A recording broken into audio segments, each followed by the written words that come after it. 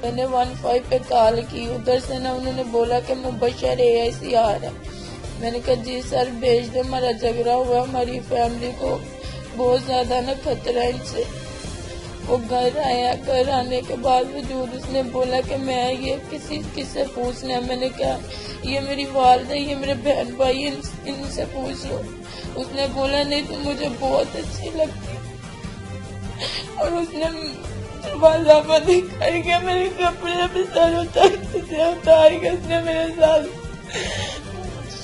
غلط کام کیا۔ اس کے بعد میں نے اپنی امی کو بھی، کسی کو بھائی کو بھی نہیں بتایا۔ اسی صدمے میں میں چپ کر گئی تھی۔ اس کے بعد میں تھانے میں جاتی رہی ہوں، میں نے SHO کو جا کے بتایا، انہوں نے ہماری بات نہیں سنی۔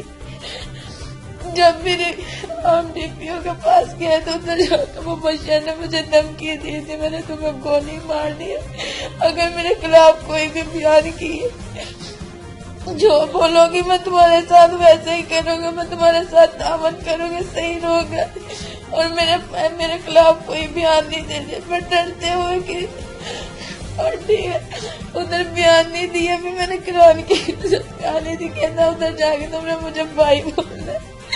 میں رو رہی تھی کہ میں کیسے کس منہ سے بھائی تجھے بولوں، اور تو نے میرے ساتھ غلط کام کیا اور میرے ساتھ سیاسی بھی کی ہے، اور جاتے ہوئے میرے جسم پہ نشان پہ ڈالے تھے، میں وہ بھی نہیں تھی دکھا پائی، نہ اپنے بھائی کو نہ اپنے ابو کسی کو نہیں تھی بتا پائی۔